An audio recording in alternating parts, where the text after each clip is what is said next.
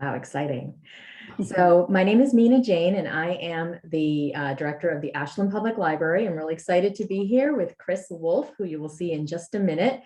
Before I hand it over to him, though, I want to just thank the friends of the Ashland Public Library who support all of our adult programming. We're really excited that they help us out so much. So tonight we have with us, where are you, BBC? Yes. Ex-BBC. Journalist Chris Woolf, who has an amazing story called Bumbling Through the Hindu Kush. You'll be hearing all about it. And I'm going to just hand it over to him so he can tell you a little bit about himself and about his book. And we'll have some time during the chat for Q&A. Please feel free to put questions in the chat or to unmute yourself when you have a question. So I'm going to, like I said, pass it over to Chris. Oh, there we are already. Awesome. Good evening from Ashland, Massachusetts. My name is Chris Woolf, and I'm author of Bumbling Through the Hindu Kush, a memoir of fear and kindness in Afghanistan. And the book is a pretty simple concept. It's my story of my traumatic misadventures in Afghanistan many years ago, actually in 1991. So I'm going to share my screen, and so you're going to be seeing my pictures for a little while, so just bear with me. Oops. All right, move this back. Good. All right. So as I said, it's about my time in Afghanistan and why I would decide to do something quite so stupid, and how the heck I got out of there once I got stuck on the wrong side of the mountains and on the wrong side of the battle lines. It was also an opportunity for me to share my knowledge about Afghanistan, its geography, its history, its culture. I've kept up to date with the news from Afghanistan throughout my career in international news that lasted until the summer of 2020. I was the history guy for the public radio program The World, and was complimented that I got quite good at explaining complicated issues in an accessible way without dumbing it down or sounding patronizing. And that became a really useful skill in writing this book, because obviously Afghanistan is a hugely complicated place with a hugely complicated story. And this is where this person became very useful. This is my daughter Ellen. She actually asked me to write the book for posterity and for her, and I kept her in mind as I was writing it, under the assumption, and so I wrote it so that anyone who picks it up, I'm pretty confident that they know nothing, even if they know nothing about Afghanistan or war or military matters or even journalism, they'll be able to come with me, along with me on the journey, and learn just enough about the history, geography, and culture to know what's going on around me in this dark and complicated time. I guess there's a bigger question about why anyone should care after all these years about what happened to one person. So even though it was a long time ago, it's still hugely relevant at this moment in time with the Taliban takeover of Afghanistan, to help us understand, I hope, what's happened in Afghanistan and what might happen now. And Afghans and experts in Afghanistan have been kind enough to say that the book has some great insights into Afghan life and culture that can help people understand what's going on there.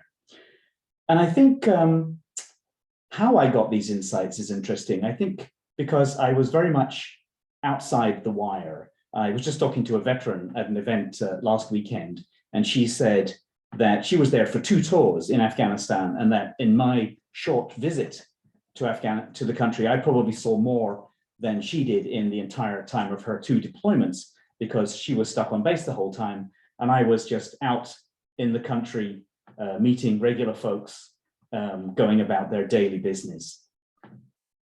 And it was an incredible time, I have to say. I'm also very honest about my feelings and how I've coped with them over the years. And one reviewer called it the book emotionally brave. So it hopefully might give some people some insight into trauma as well. But I accompany that with a big dose of humility. Of course, I only had a taste of war and a taste of fear.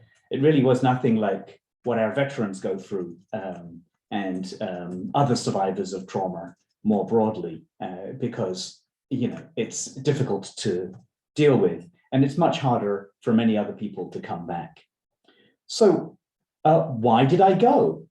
Well, it wasn't just a jolly jaunt. I really did have a focus and a goal, and I really thought it would be good for my career. I was working for the BBC World Service already as a broadcast journalist, and I thought it would be appropriate time in my career to go see if I would like the life of a foreign correspondent.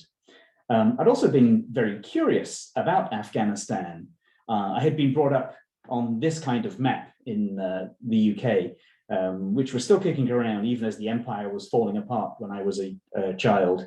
But this was the kind of mindset that Britain ruled the world, had terrible misadventures in Afghanistan, which was pretty much the only place where the empire had been soundly beaten, not once, but 3 times. And also movies like The Man Who Would Be King with Michael Caine and Sean Connery, stuck in the wilds of Kafiristan, as it was then known. And then there were some horrendous British military defeats as well. So I was very curious to learn what this place was like that had produced this kind of history, as I was always obsessed with history. And finally, the other reason to go was that my buddy from the BBC was already working there as the BBC correspondent. That's my friend Chris Bowers in his office in Kabul. So a little bit about who I am before I go on quickly, just so you get a sense of who this person was who was going to go bumbling into war. So I did have a limited military background. There's me in the front row on the left, third one in, at boot camp. I joined the UK's equivalent of the National Guard, the Territorial Army, and was, as you see, had the face of a trained killer. But I learned just enough about war to know what was going on, distinguish the different sounds of different weapons and different dangers you could face in different situations. I was, however, very lucky, though, after that to go to Cambridge. I was lucky enough to find a mentor, became the first person from my family and from my school to go to university, and ended up at Queen's College, Cambridge, with its famous mathematical bridge, and graduated with honours in, of course, history. I then bumbled into the BBC, and besides getting tea at the tea trolley there in the main newsroom of the BBC World Service, started my career as a broadcast journalist. And as I say, I was there a couple of years, and it was at that point in my career where, okay, now is the time to try the life of a foreign correspondent. Is this an avenue that I want my career to go into? So that was why I ended up in Afghanistan all those years ago. So a little bit of background about Afghanistan, because again, I want to make sure everyone knows what I'm talking about and where I'm talking about. So there's a beautiful map that was drawn by my editor, Ellen Kaita, who is also a graphic artist, as well as being a skilled editor. And she drew this map for us to give you a sense of where Afghanistan is. There's the UK up on the top left-hand corner, and you travel over Europe and the Middle East, and you'll reach Afghanistan there in the center of Central Asia.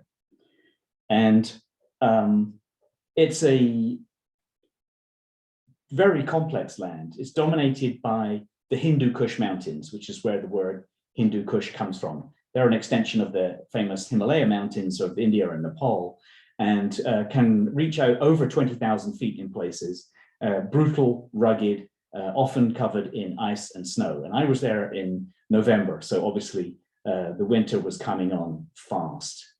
But there's not just mountains, there's deserts and also fertile plains. Yes, those are Mujahideen cavalry riding across the field there. It's also extraordinarily complex ethnically.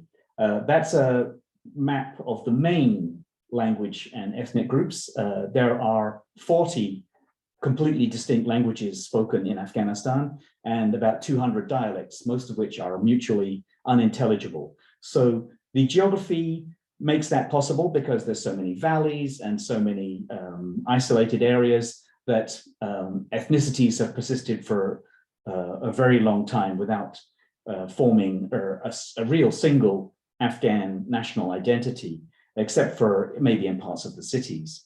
So there's this myth that goes along with that. A lot of myths have been created about Afghanistan, that it's somehow stuck in medieval times, that so nothing ever changes there.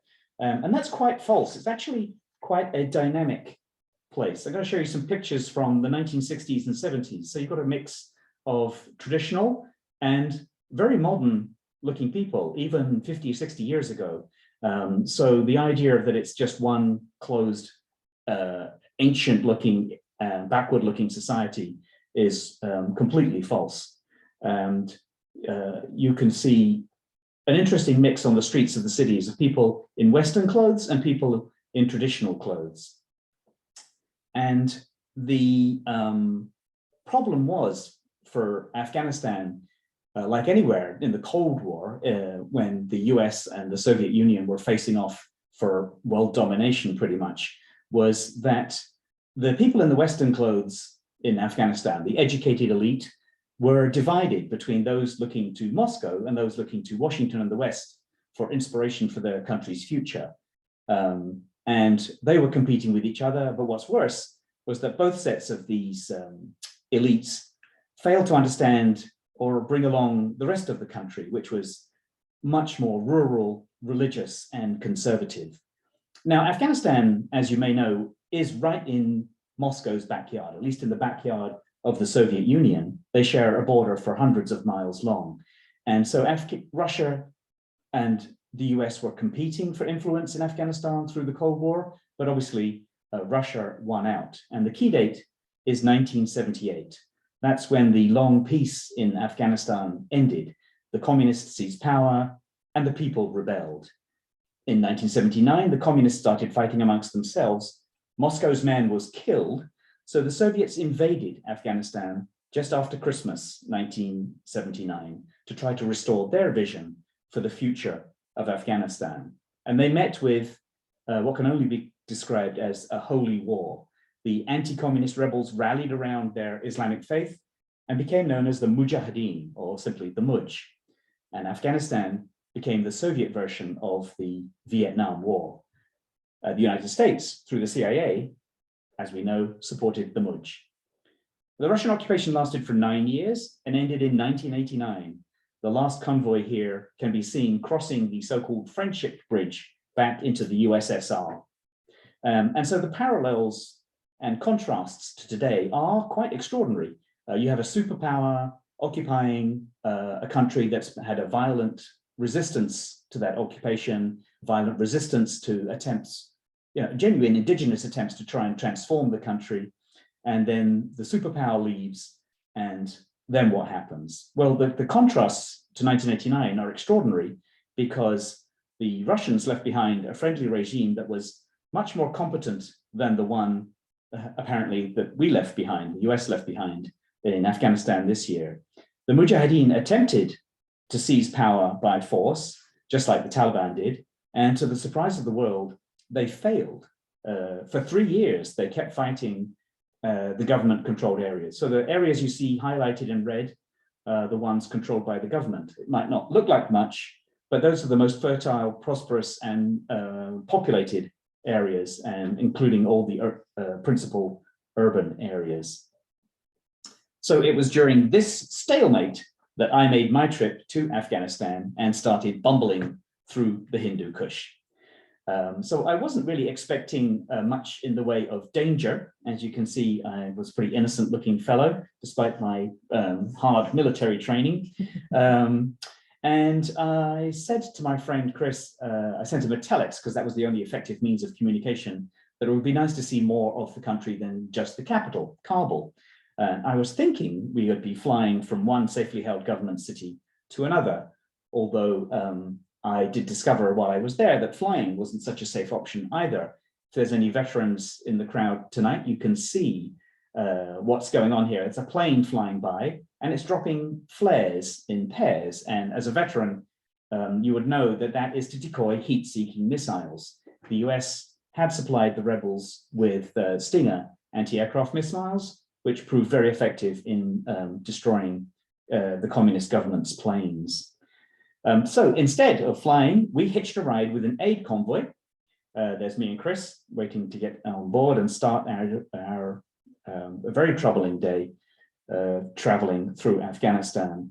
And there's Chris again on one of the trucks.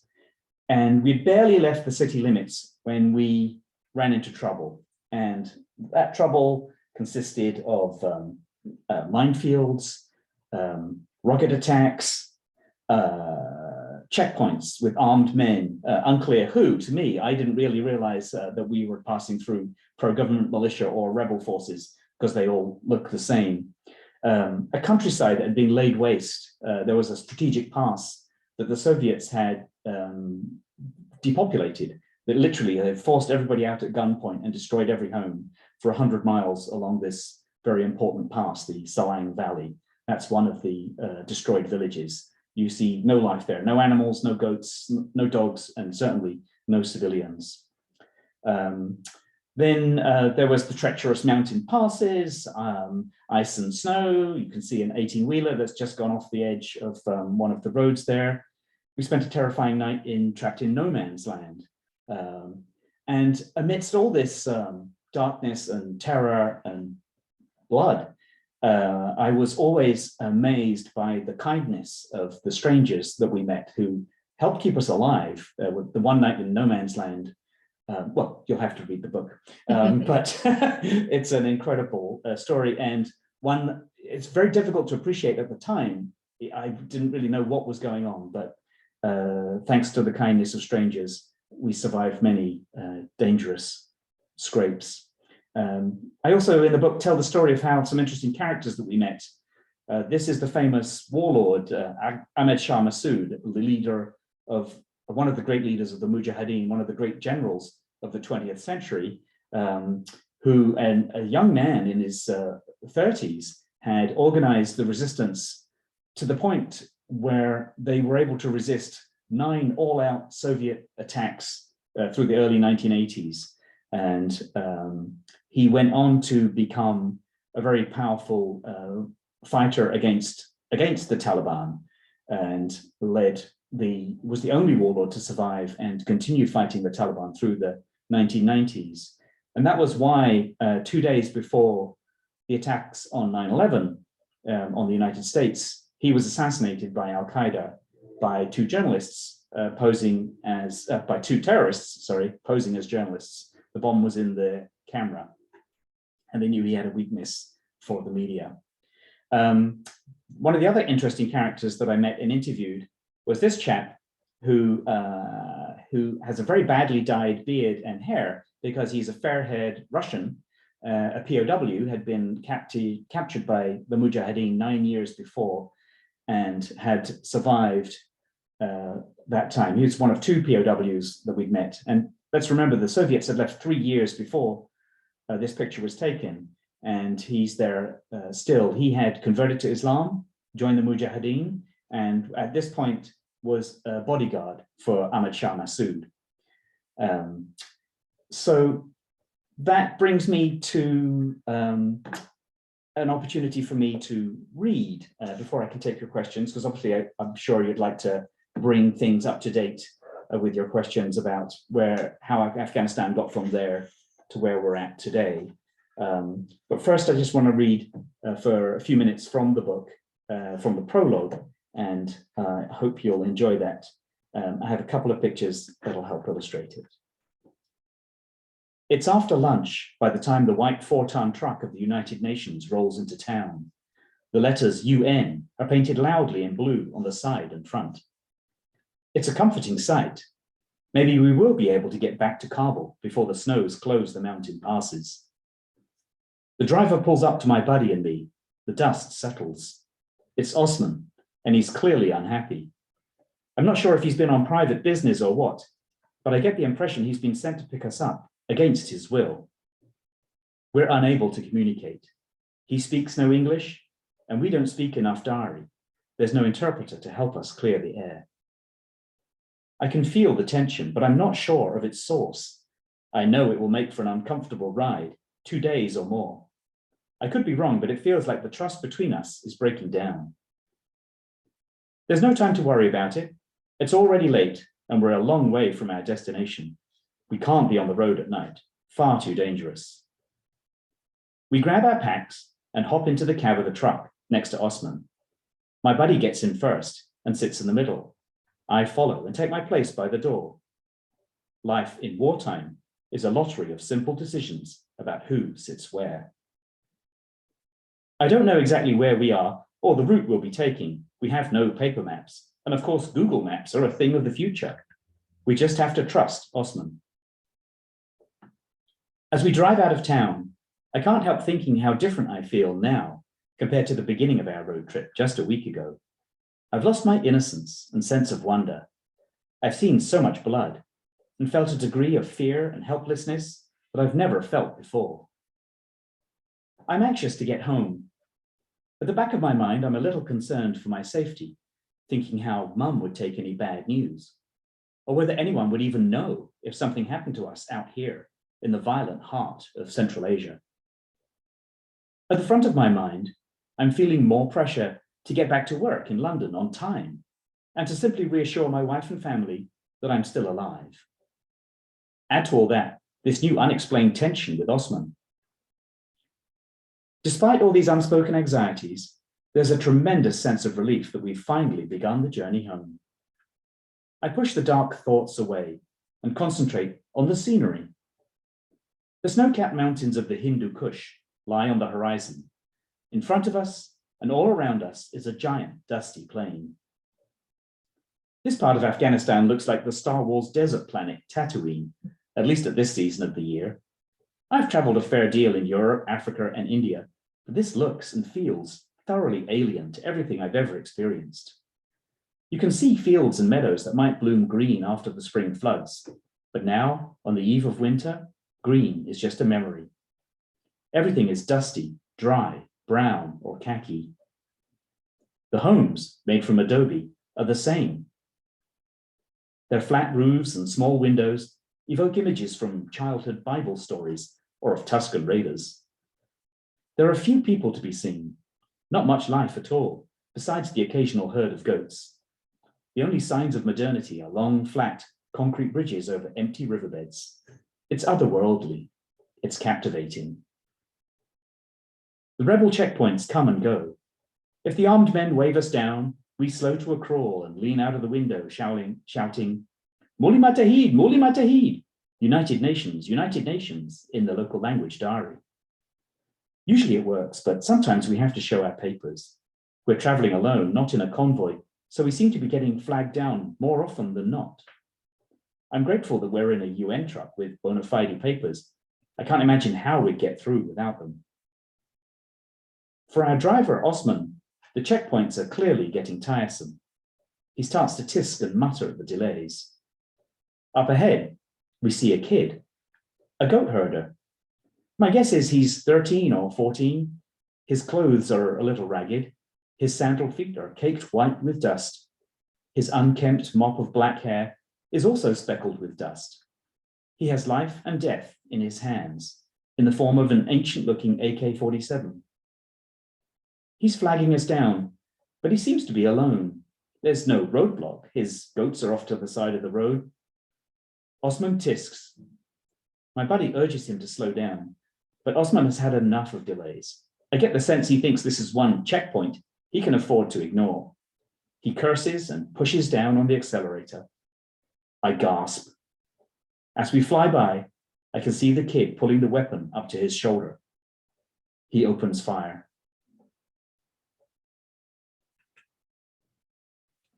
Anyway, so that's a little excerpt from the book, just a tease. Obviously, you're gonna have to buy the book if you want to find out what happens, but not to give away the ending. Obviously, I'm still here. Spoiler. Sorry about that. So let's get that off, and we're looking at the owl, right? Yep. I'm going to go back to autofocus and then we'll both be on screen at some point. Great. Should I open the chat window, see if anyone's got any questions? Oh, I have the chat window open. And as you can see, there's a screen behind me, which you can completely ignore. So I have some questions, Chris, and feel free to ask questions both in the chat, unmute yourselves, or you can ask on Facebook as well. So your book is called The Fear and Kindness in Afghanistan. Can you talk a little bit about the, well, you know what about the kindness aspect. You talked a little bit about the fear of it. Yeah, so it just seemed that there were so many turns. It seemed like every hour there was a new existential crisis of one sort or another. And it's remarkable when you're committed to a situation where you don't really know what's happening and you don't really have any choice but to go along and to see what happens because there's no going back. And how often the situation's resolved or peacefully or otherwise, or you're made safe by the random act of kindness of complete strangers, people who don't know your name, but who might, if you're stuck during a fight, take you in, no questions asked, provide you shelter and feed you and refuse to take any payment and shelter you until it's safe to move on. And it's just mind-blowing how that level of kindness can leave, obviously, a very important impression, that to the point where I always try and show the similar degree of kindness to strangers that I see who may be in trouble. So that's the kindness, is that, yes, there are a few bad actors in a place like Afghanistan, but most people are just like us, trying to get by, trying to be good people and do the decent thing. Mm-hmm. Thank you. So Dawn said she has a question. Dawn, do you want to unmute yourself? Great. Hi, Chris. So it's nice to see you. As you know, I've read your book. And one of the things that I found fascinating about it, which I think some of the other people who are listening to you might find interesting, is you said you were there 30 years ago. At the same time, I was quite impressed that you were guided by somebody who actually helped to lead the recent talks with the Taliban and was also the chief executive of the country until very, very recently. And I wondered if perhaps you might want to share some of that information. Oh, yes, Dr. Abdullah. We ran into him in the far north of the country, where he was helping to run the rebel-controlled territory up in the north of the country in Takhar province. And he's a very interesting chap. So we had asked Dr. Abdullah, well, what's your name? We see people saying Abdullah Abdullah, but other people just call you Abdullah. He says, well, it's because you foreigners can't accept that, like many Afghans, I only have one name, which is Abdullah. And so when they ask me, what's your first name? I say Abdullah. And what's your last name? I say Abdullah. And that's how I became Abdullah Abdullah. But if my parents are here, they would say, you should say Abdullah. But he became the right-hand man for the warlord I showed you the picture of, Ahmed Shah Masood. And he's very much more of an intellectual than a warrior, and an administrator, and eventually a politician, and took on something of the political mantle of Ahmed Shah Masood after his assassination, to the extent that he became the foreign minister of Afghanistan after the US invasion in 2001 in the new government of Hamid Karzai, and then did indeed run for president in 2014. And it was a tie. And rather than start fighting with the Ashraf Ghani, the other candidate, they came up with a compromise deal that Ghani would become president and Abdullah become chief executive. And that arrangement lasted until the election of until 2020, when the new election put Ghani in complete control. And Abdullah went, as Dawn was saying, to Doha to meet with the Taliban to lead the peace negotiations there, which turned out to be fruitless, of course. But even now is still talking in Kabul. He stayed in Kabul quite courageously to try and persuade them to create a country that's more just and inclusive. So just think how much courage that takes. And he was a funny guy. I mean, as a young man, he had regaled us with funny stories about his life. And it's just interesting to watch that transformation from, a carefree but competent young man to the wise elder statesman that he is today. Thank you. So Jean asks, what did you think when the US and its allies began the war in Afghanistan 20 years ago? Thanks, Jean. Well, I did share some of my opinions on these things briefly at the end of the book, just to bring the story up to date. And like everyone else, I was shocked and traumatized by the events of 9/11. And it seemed like a just and appropriate response to retaliate against the Taliban-led government that was sheltering al-Qaeda, which had obviously carried out the attacks on America. But I was completely baffled by the decision to start building bases there and to try and think that we could transform the country. And I was quite outspoken at the time, as best as I could from my journalistic platform. But it seemed, you just having lived there outside of the wire or worked there, how we would be the same. If there are foreigners with guns telling you how to run your country, most people will not be very cooperative and at best, and take up arms to fight you at worst. So it seemed to be like a self-fulfilling prophecy. If you're going to stay there, you're going to generate hostility and violence.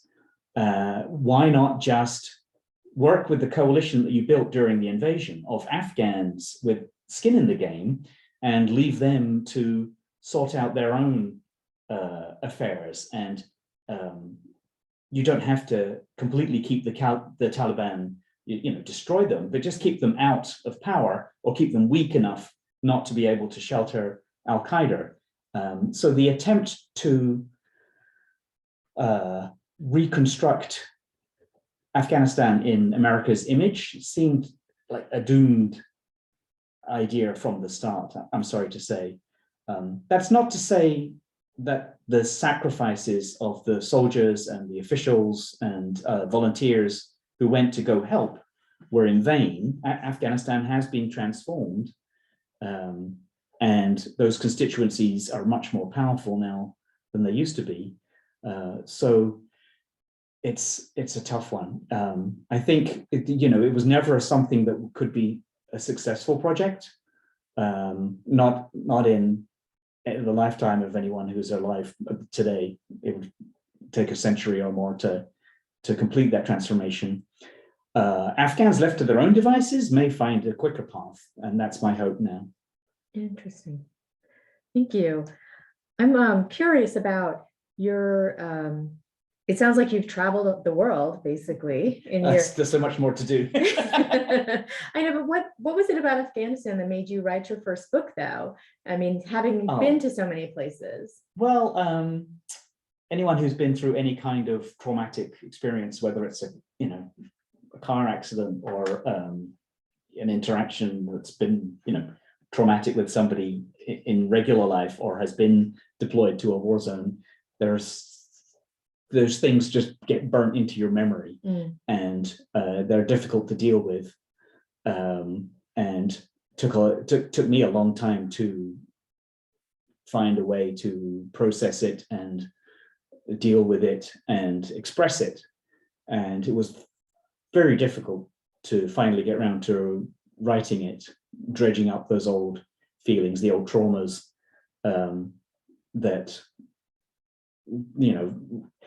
when I'm writing it, I say, okay, I want to try and recapture the feelings that I felt. And it's incredible how when you're going through the images in your mind of what happened and the sounds and the smells, and just your body reacts your flesh begins to crawl with goosebumps, and you get this knots in your stomach of fear. Like, imagine something, the nearest most people get probably like on a dangerous roller coaster, where you have that rush in your stomach. And on a roller coaster, it's pretty safe, but then there's that, you don't have that any blanket of security in a combat zone.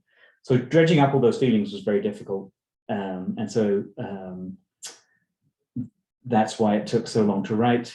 And that's one of the reasons, but that's also one of the reasons why I attempted to do it as well, to get it out of my system. And did you feel like Afghanistan was more traumatizing than some of the other places that you had been? I mean, was it the only war zone you've been? I mean, you were a BBC journalist. You must have been in all kinds of crazy places. A few, yes. Yeah. So this experience helped guide my career into a different direction, which was the live radio news production, which is stressful enough, but nobody's trying to kill you. So that's a definite plus. There were other places that I went that were very troubling. And a couple of years later, I did go to Southern Africa, and Malawi was just being hit. Malawi and Mozambique. Malawi was just being steamrolled by the AIDS crisis. We were expecting like 1 in 10 of the population to die within a year or two, without, it was just so disruptive to society. But then we also traveled to Mozambique, which was just coming out of 2 decades of civil war, and there were refugees returning to their camps, and I had a baby boy already back home, 1 year old, and to see children starving at the same age, and you're just helpless to do anything about it except share their stories. That was pretty troubling as well. But yeah, there was lots of other adventures, but no, nothing else quite so traumatic. Yeah. Wow. I think, you've been in some places, and journalists especially back then, were really sent into really difficult situations. And I think it's interesting that you're talking about how it affected you on a personal level, having your own child, I think that's amazing. So when I have to ask, this is kind of a silly question, but do you watch that show, The United States of Al? I'm sorry, no. You don't? Okay. That sounds like we should look it up. Yes, you should, absolutely. It's actually about a Marine, I believe, who went to Afghanistan, and he is able to bring his interpreter back with him. And so like the first year of it was last year, before all of this happened. And then they just recently did their, first. Oh yeah, no, I definitely need to check that out. Yes. And I actually really, really like that show, because the episode about when Afghanistan, the US left Afghanistan, was very personal. Oh. It wasn't like this political statement. It was just really good. And Yeah. I wonder, like, when you hear stories about what's going on in Afghanistan now, if it really like brings you back to where you were there before. And then I wonder, what do you think about that history, that this cycle keeps going on? Oh, it's heartbreaking, of course, because even now, while we're talking, there's hundreds of thousands of people who are hiding for their lives, because if they fell into the wrong hands, they'd likely be killed, or in some cases worse. Yeah. And that's happening daily. I mean, we are blessed that it's not happening on the scale that people were afraid of yet, but there's still the fear that so many people are still left in danger. I think something like 90% of the interpreters are still stuck there, but they're not going to be. There is a code of vengeance through much of the Middle East, which is quite strong in Afghanistan, so that you don't have to take vengeance against an individual. You can take it against their family or their clan. So it's, that means the families are fair game as well, unfortunately. And they're seen as the enemy. They're seen as traitors by parts of the population. So there's that aspect is terrifying. The other aspect that's terrifying is while the Taliban leadership are ideological and puritanical and, to some extent pious, a lot of their foot soldiers are just in it for the money and for whatever other basically criminal advantage they can gain. Mm-hmm. So you're seeing a lot of properties and violation of individuals taking place. So and then there's the whole issue of women being forced out of public life again, out of education, out of their jobs. And it's incredibly inspiring to see, for example, women journalists, Afghan women, still going to Taliban press conferences and asking difficult questions, even though they must know that their personal safety could be in jeopardy at any moment. Mm-hmm. So that's all, very troubling. As I said earlier, though, it's going to be a rough few years, but there is some hope that those constituencies, the women, the educated, the city dwellers, the minorities, all the people who are repelled by the ideology of the Taliban, who are by far the majority of Afghans, could hopefully eventually force an accommodation with them to hopefully create a more just and inclusive country. Let's hope that they are left alone to do that, because other neighboring powers are already meddling. But if the Afghans can be left to figure it out for themselves, hopefully they'll find a better future. Mm-hmm. So when the Soviet Union left Afghanistan 30 some years ago, was there the same sort of, immediate return of the Taliban rule, or was it no? So, you had the similar degrees of disbelief, shock, and the sense of betrayal amongst the Afghans who had identified with the Soviets and had fought and worked alongside them, had been their interpreters. They were all had that same sense of shock and betrayal, but at the same time, they had a more competent government, and competent in the sense of, I guess you'd say, politically savvy, that they engaged with local interests and local powers, local warlords, for want of a better word, to work alongside them. And they were able to resist the onslaught from the Islamic rebels for 3 years. It didn't help that the Islamic rebels were divided amongst themselves and would occasionally fall out and fight amongst themselves as well. But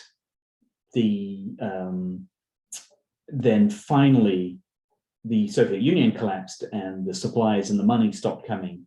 And only then did the government try and work out a peace deal with the rebels.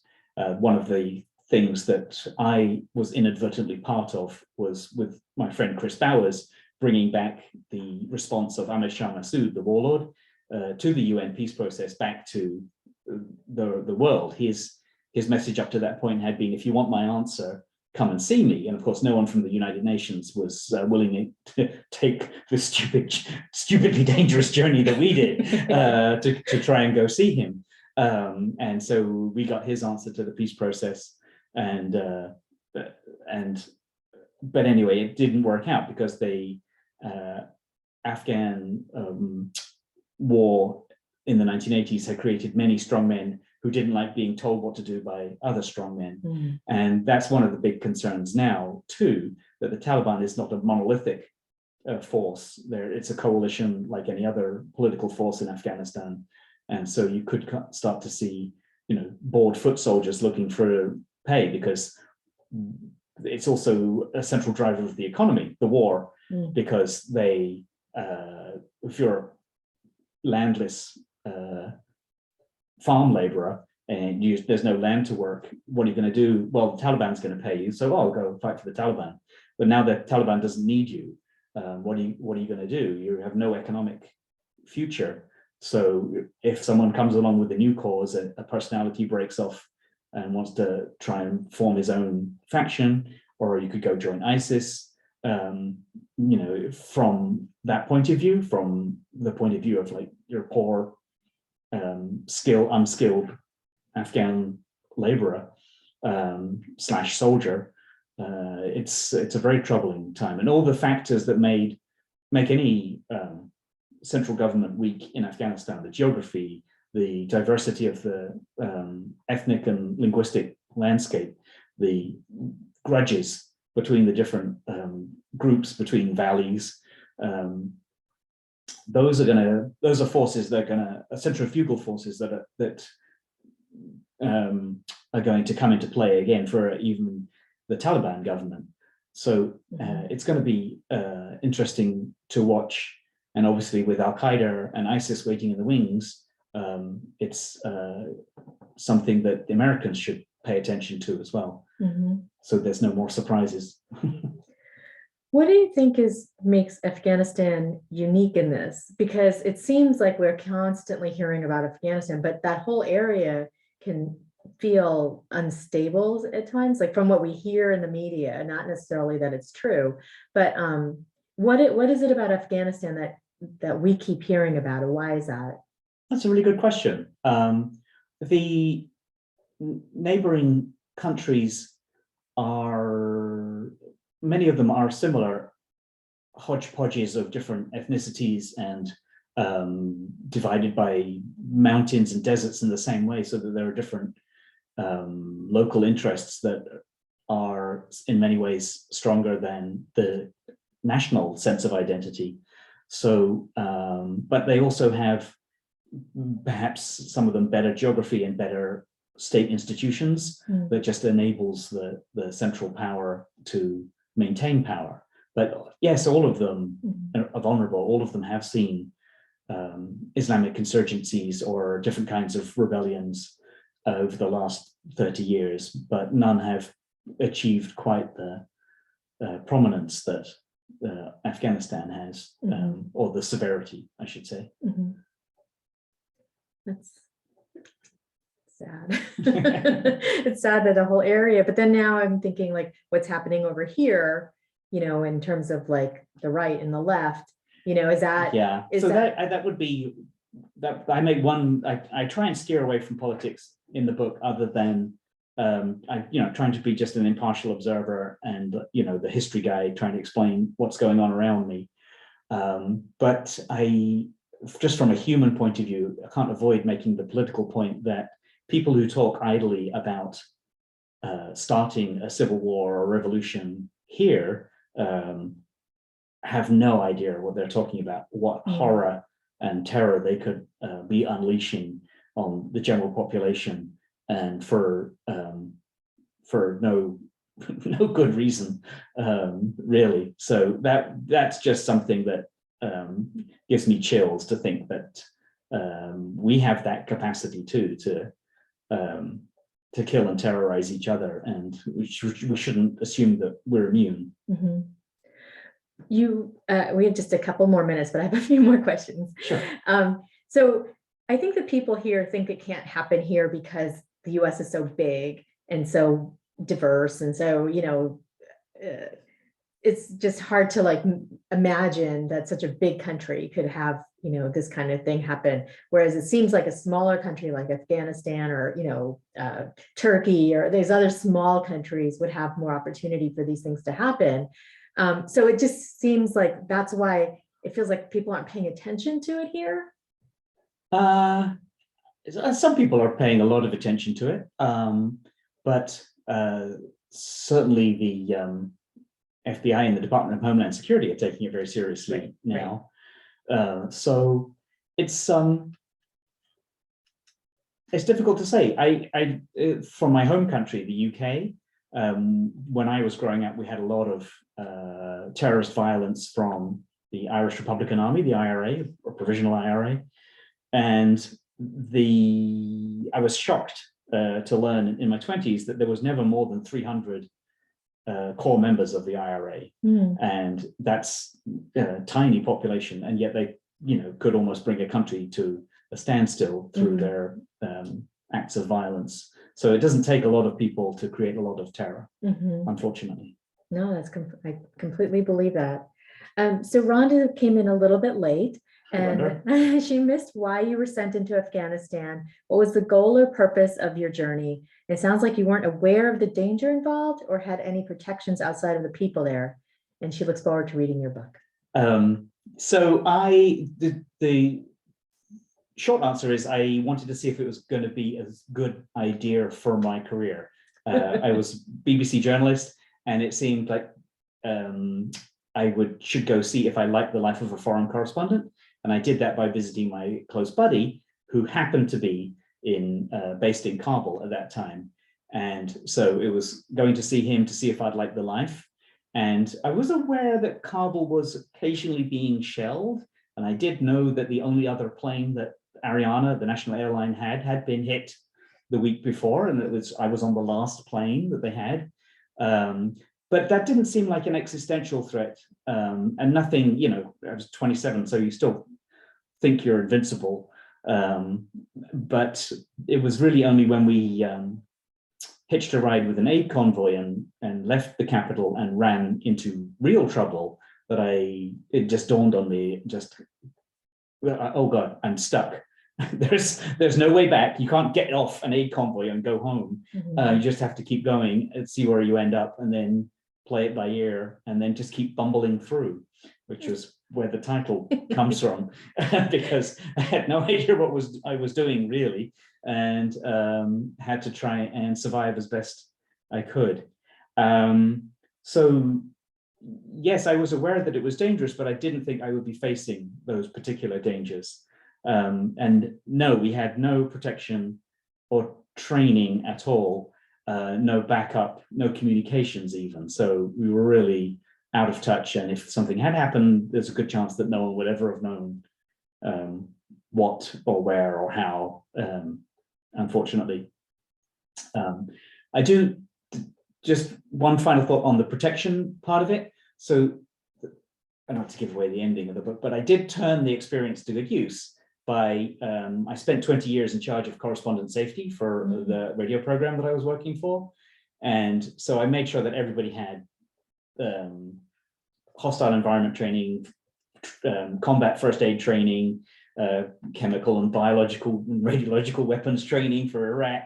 And they all had satellite phones and other, essential means of communication, and had backup people to call on. They had a communications plan so that we could activate backup as soon as somebody was out of contact, and body armor, all the things that I didn't have.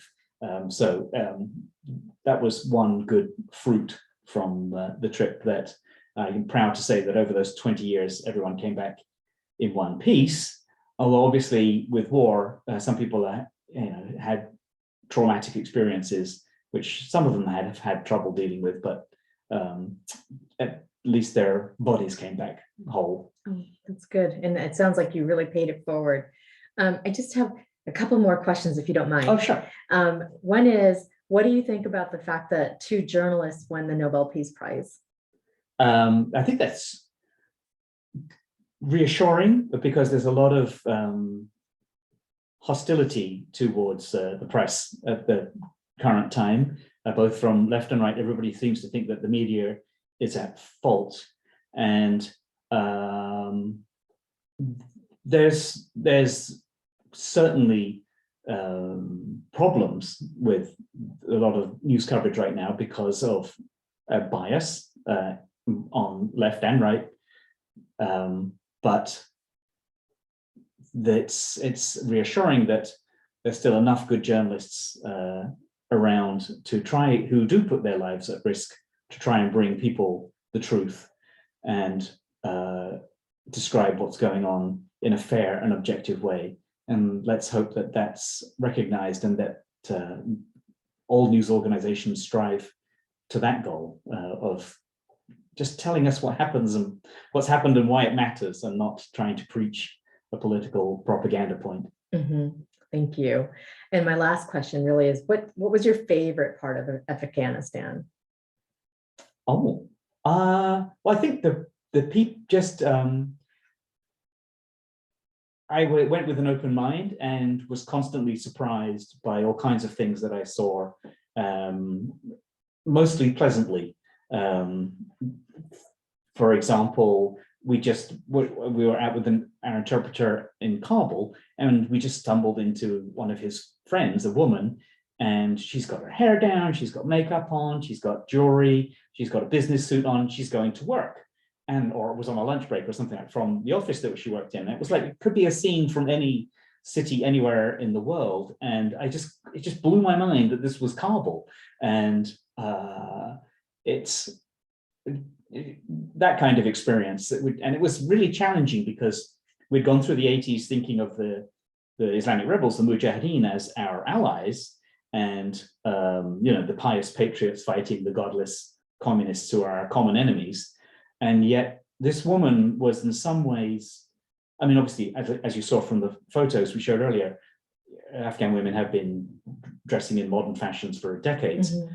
But in some ways, this woman was protected by the Soviets, and it's like, and the communists. It's like, oh, that's not what I had assumed. Right. And then, one of the close friends we made, Masood, the interpreter, had been in the army, and I'm thinking, oh my God! So I was in the army. He was in an army allied with the communists.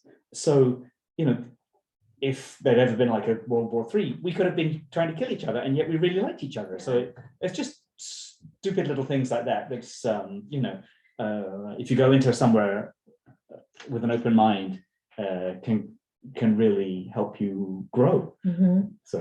So I would have been really satisfied if you just said food, but that's awesome. It was close. I was about to say food because I still love me a lamb korma. Oh my gosh, yes, absolutely. So thank you so much for doing this. This has been awesome. I feel like I've learned a lot, and I hope everybody who's been here has as well. I just wanted to let you know that the recording will be on our YouTube channel. I'll be sharing it with Chris, and I hope that you will continue to go out and ask questions and learn about the world around you, and buy Bumbling through the Hindu Kush. How can we buy it? Well, it's available on our own website, chriswoolfbooks.com, but all your major retailers online you should be able to find it anywhere, and of course Amazon, which unfortunately has the monopoly on the Kindle version and the audiobook, but the paperback should be available everywhere. Okay, great. So that's chriswoolfbooks.com, and I will send that out in a recap to everybody so that you know exactly where to go to buy your books. And I'm guessing that if you buy it from your website, you might get it signed. Oh yeah, absolutely. Signed books are gold. Thank you so much, Mina. Yeah, absolutely. Have a wonderful night, everybody. Thank you all. Tashakur.